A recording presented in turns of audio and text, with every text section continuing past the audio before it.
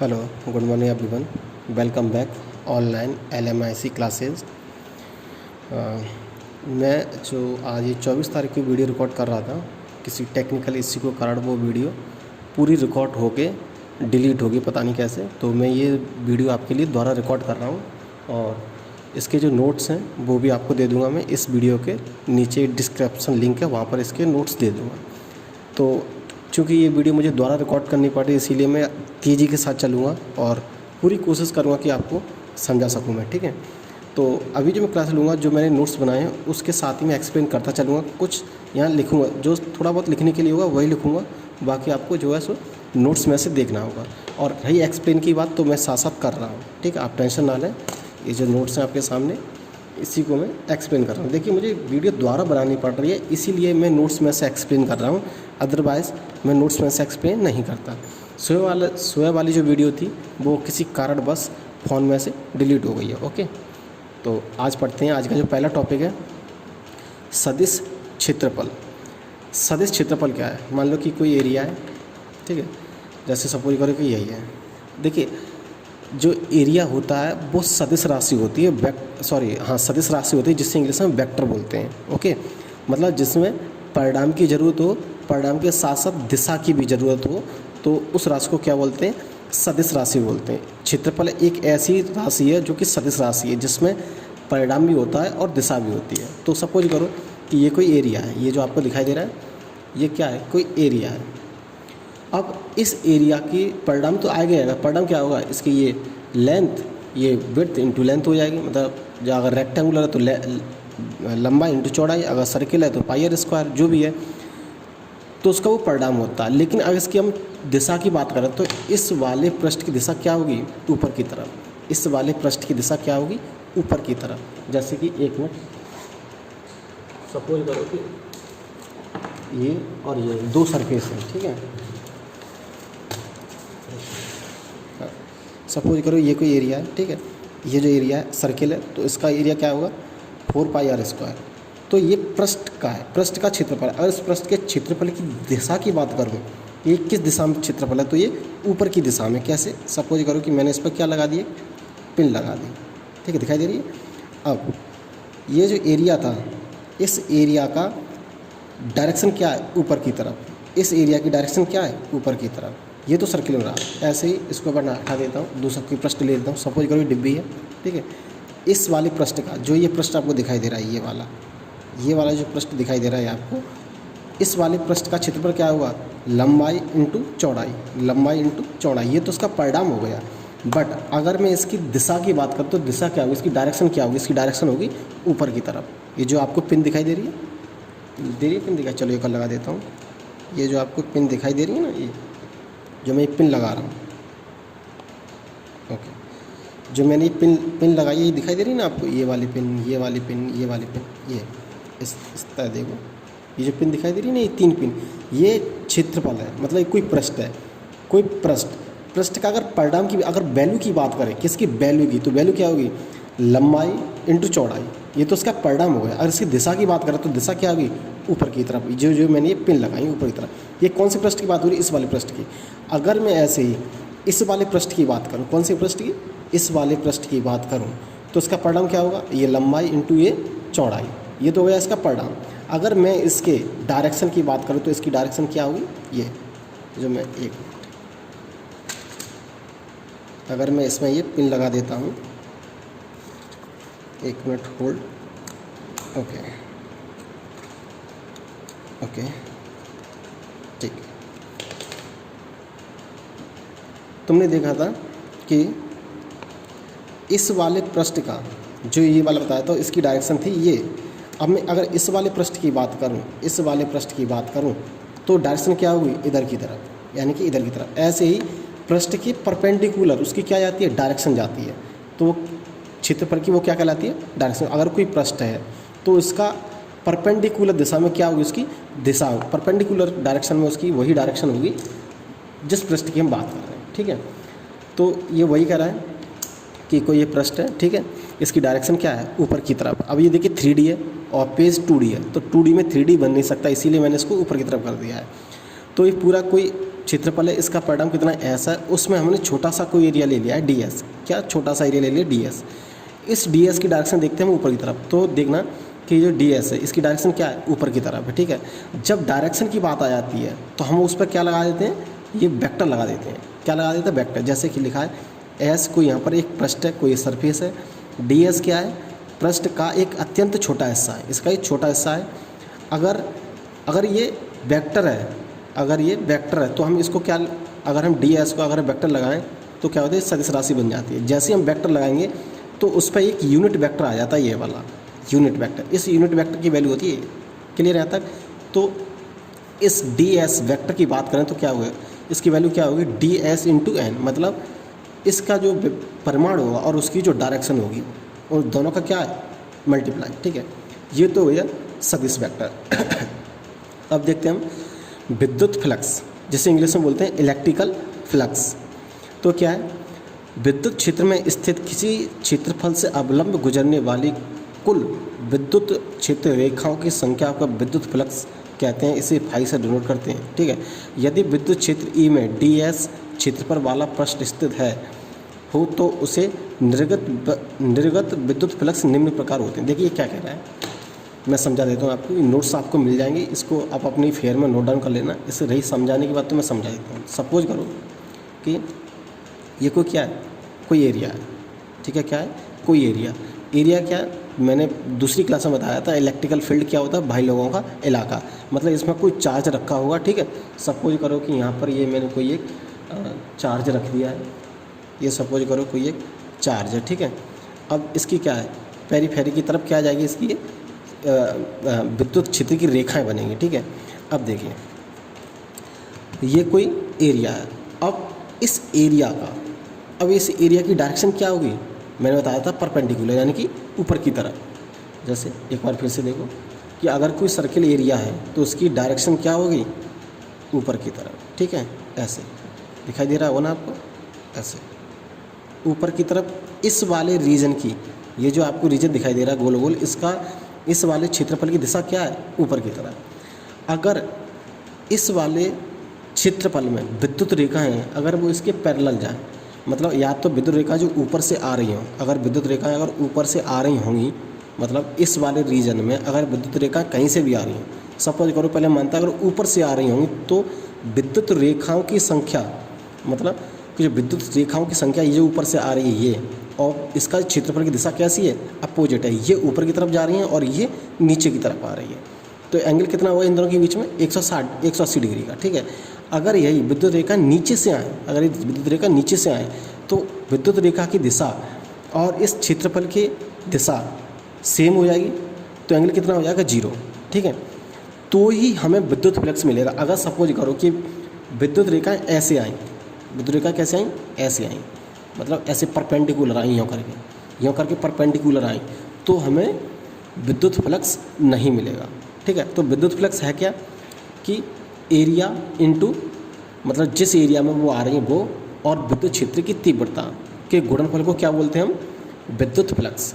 एक बार फिर से समझें कि विद्युत क्षेत्र की तीव्रता, ये जो मैं तीव्रता लगा रहा हूँ ये ऊपर से आ रही थी, विद्युत क्षेत्र की इंटेंसिटी, तीव्रता जो ऊपर से आ रही है और नीचे से आ रही है, मतलब इस वाले एरिया की या तो पैरेलल हो या फिर अपोजिट हो, या तो इसके साथ जाए या फिर इसके विपरीत जाए, तो ही हमें विद्युत फ्लक्स मिलेगा। अदरवाइज किसी दूसरे एंगल पर आ रही है ऐसे करके तो हमें विद्युत फ्लक्स नहीं मिलेगा। क्यों नहीं मिलेगा, क्योंकि देखिए विद्युत फ्लक्स क्या है, विद्युत फ्लक्स है फाई बराबर E into D S, E into D S. ठीक है, into cos theta. Cos theta क्यों, क्योंकि ये वेक्टर क्वांटिटी है, डॉट प्रोडक्ट हमेशा कॉस थीटा के साथ में आता है। अब आप बताइए कि कॉस थीटा की वैल्यू अधिकतम किस पर होगी, या तो 0 हो या फिर वो 180, 0 पर वैल्यू 1 और 180 पे -1, तभी हमें विद्युत फ्लक्स मिलेगा। अदरवाइज हमने यहाँ 90 रख दिया तो थीटा की वैल्यू कितनी हो जाएगी, 0, जो कि पूरे को क्या कर देगी, 0। इसीलिए हमें फ्लक्स नहीं मिलेगा। इसीलिए मैं बार बार आपसे कह रहा था कि अगर ये क्षेत्रफल है सर्किल, अगर आपको दिखा दे ये क्षेत्रफल है, ठीक है, और इसकी डायरेक्शन ऊपर की तरफ है, ऊपर की तरफ है, ठीक है, तो विद्युत क्षेत्र की जो रेखा है ऊपर से जाएँ या फिर नीचे से आएँ, इसके पैरेलल होनी चाहिए, तो ही हमें विद्युत फ्लक्स मिलेगा। पैरेलल मतलब एंगल 0 हो या फिर एंगल 180 हो। अगर सपोज करो विद्युत रेखा ऐसे आई, यूँ करके आई, तो फिर हमें फ्लक्स नहीं मिलेगा, क्योंकि cos 90 की इन दोनों के बीच में देखना एंगल कितने का है, पेन के बीच में और इस वाली पिन के बीच में देखना एंगल कितने का 90 डिग्री का है, ठीक है।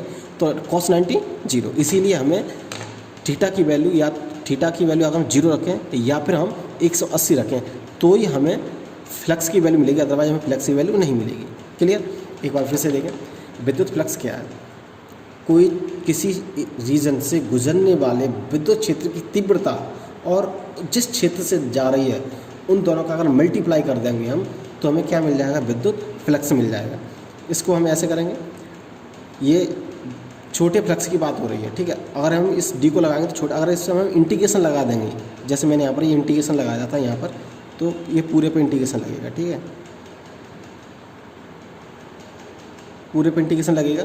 इसका मतलब क्या है कि ये पूरे एरिया की बात हो रही है। अभी यहाँ पर ये छोटे से एरिया की बात हो रही थी, ठीक है, ds बोले तो छोटा वाला एरिया, ठीक है। और यहाँ पर हमने इंटीग्रेशन लगा दिया तो ये पूरे एरिया की बात हो रही है। तो फ्लक्स बराबर हमें क्या मिला?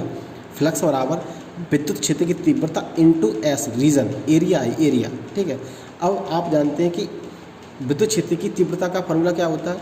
विद्युत क्षेत्र की तीव्रता का फॉर्मूला होता है E बराबर K into Q into R vector upon R Q. और जब इसकी बात हो, ठीक है, अगर वेक्टर E की बात हो तब की बात है, ठीक है। यहाँ तक किसी को कोई दिक्कत नहीं आनी चाहिए। ये हो गया विद्युत फ्लक्स। अब विद्युत फ्लक्स के कारण विभिन्न कंडीशन बन सकती है। मतलब जैसे कि मैंने आपको बताया था कि मान लो ये कोई डिश है, ठीक है, ये कोई एरिया है, गोल सर्किल है, ठीक है। अगर गोल सर्किल का ये एरिया है, इसकी डायरेक्शन क्या है? ऊपर की तरफ दिखाई दे रही है पिन, ये पिन लगी है, पिन क्या दिखा रही है कि इसकी डायरेक्शन क्या है? ऊपर की तरफ। अगर हमारी जो लाइन्स हैं, अगर इसके पैरेलल आई, जो मान लो पेन है, विद्युत क्षेत्र की तीव्रता है, अगर ये इसके पैरेलल आई तो एंगल कितना है? 0, यानी कि इस पेन के बीच में इस पिन के बीच में एंगल कितने का है? 0 का। तो इसीलिए हमें यहाँ पर फ्लक्स मिल जाएगा। अगर अदरवाइज ये ऐसे होती 90 डिग्री पर तो हमें फ्लक्स नहीं मिलता। देखिए कैसे, देखिए ये वाली जो डिश है, मैंने इसको, ये वाली जो आपको दिखाई दे रही है, ये वाली जो डिश है, सपोज करो ये डिश यहाँ पर रखी, गोल ऐसी है, ठीक है। अब आप समझ पा रहे हो अच्छी तरह से कि जो मैंने लाइन खींची है वो क्या है? ये इसके ऊपर की तरफ है। क्या है? ऊपर की तरफ। इसमें देखो ये सर्किल है ना, इसके ऊपर की तरफ है। अगर इस एरिया की ये डायरेक्शन है पिन, अगर दूसरी विद्युत फ्लक्स की डायरेक्शन भी सेम इस ऐसे ही होती है तो हमारा एंगल कितना होगा? थीटा बराबर 0, थीटा बराबर 0। तो कॉस थीटा की वैल्यू 1। तो इसीलिए हमें यहाँ पर फ्लक्स मिल जाएगा इस वाली कंडीशन में। दूसरी कंडीशन क्या है कि सपोज करो कि ये कोई एरिया है, ठीक है, गोल एरिया, जैसा कि आप देख पा रहे हैं। ये इसकी क्या है? जो पिन लगी वो क्या दिखा रहा है? इस फील्ड की डायरेक्शन दिखा रहा है। जो गोल वाला फील्ड है इसकी ये डायरेक्शन दिखा रहा है। अगर कोई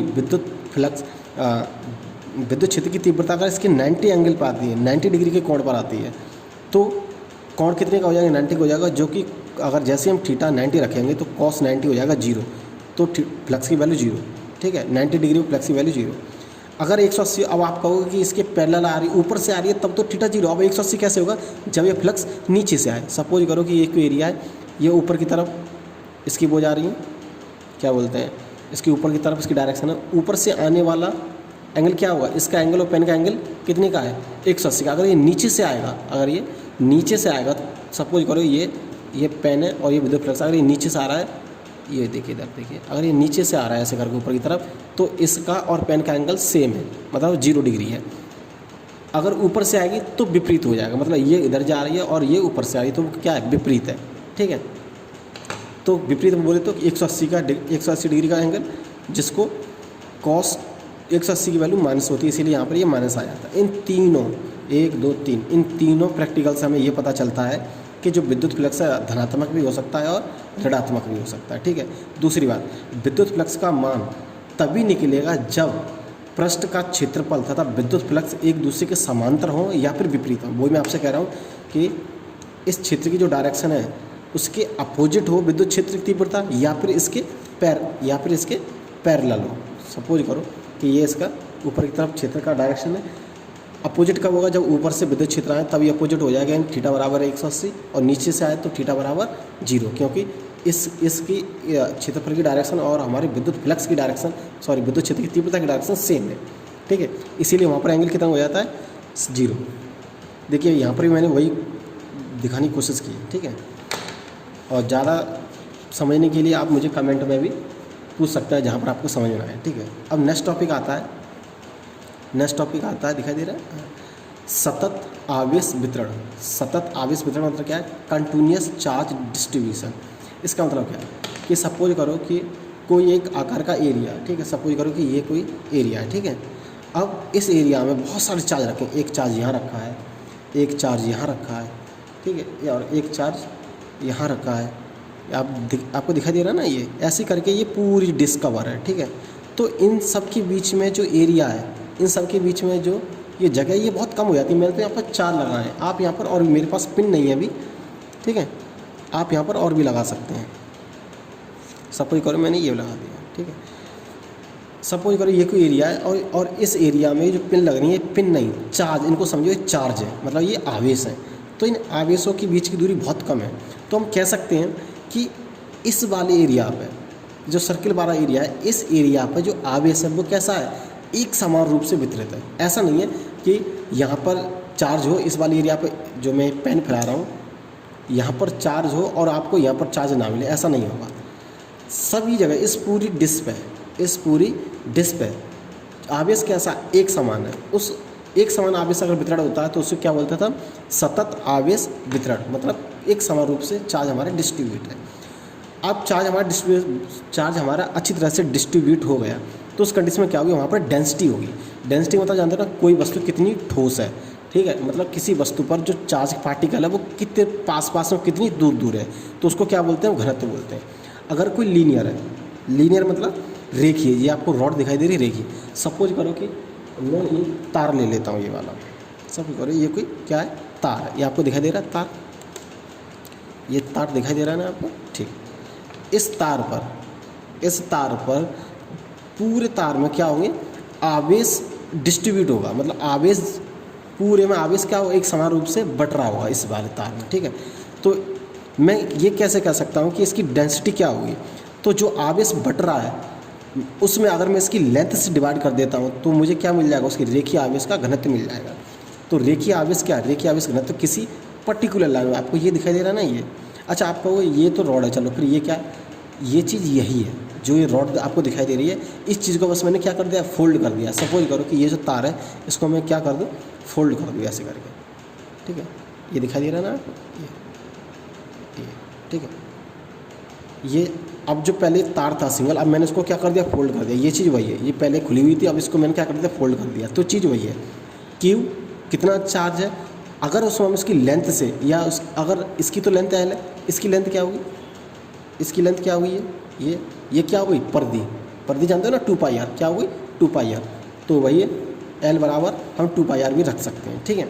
तो ये होगा हमारा रेखीय घनत्व। अब बताइए दूसरे पे, पृष्ठीय आवेश घनत्व मतलब सरफेस। सपोज करो कि ये कोई है सरफेस है, ठीक है। तो सरफेस पे इस पे आवेश का घनत्व क्या होगा? इस वाले पृष्ठ पर आवेश का घनत्व क्या होगा? मतलब इस पृष्ठ पे जितने भी आवेश होंगे उसमें हम L/B से भाग दे देंगे। किससे? L/B से। तो हमारा क्या निकल आएगा? पृष्ठीय आवेश घनत्व। ये रेक्टेंगुलर है, तब ये क्या है? रेक्टेंगुलर। सपोज करो कि ये हमारा होता सर्कल। तो सर्कल में क्या होता है? ये जो चार्ज है, टोटल चार्ज में अगर हम डिवाइड कर देते किससे? इसके एरिया से, तो हमें क्या मिल जाता? पृष्ठीय आवेश घनत्व। अगर एरिया से डिवाइड करना तो ध्यान रखना, पृष्ठ मिलता है सरफेस, पृष्ठ को हिंदी में इंग्लिश में बोलते हैं सरफेस, तो मिलता है सरफेस। अगर उसकी हम लेंथ से भाग करते हैं या उसकी पर्दी से भाग करते हैं, देखिए इसकी लेंथ क्या है? 2πr। अगर 2πr से भाग देंगे हम तो हमें मिलेगा रेखीय आवेश। अगर हम इसके एरिया से भाग देंगे 2πr, सब 2πr से, ठीक है, sorry πr square, 4πr square. इस सर्कुलर का एरिया क्या होगा? 4πr square. सब ये जो मैंने बनाई है, क्या बनाई है? प्लेट बनाई है। प्लेट पे अगर हम कोई सपोज करो यही हमारी प्लेट है, अगर मैं इस पर पृष्ठीय आवेश का घनत्व निकालूँ तो क्या करूँगा? टोटल आवेश को डिवाइड कर दूंगा इसके एरिया से, ठीक है। अब आती है तीसरा, आयतन आवेश घनत्व। आयतन क्या होता है? आयतन कहाँ पर मिलेगा? आप जानते हैं अच्छी तरह से, आयतन हमें वहीं मिलेगा। आप अच्छी तरह से जानते हैं आयतन हमें वहीं मिलेगा जहाँ पर कोई चीज़ ठोस हो। सपोज करो कि ये कोई क्या है? ये गेंद है, ठीक है, जो कि क्या है? ठोस है। अब इसमें क्या है? जगह जगह पर क्या आवेश बटा हुआ है। इसमें जगह जगह पर क्या बटा हुआ है? आवेश। आप देख पा रहे होंगे, मैंने इसको ऐसे ठोस गेंद, ठोस वही होगा जिसके मटेरियल अच्छी तरह से क्या होंगे, कॉम्पैक्टेड होंगे। ठीक है, इस पूरे पे मैं क्या लगा देता हूँ, ये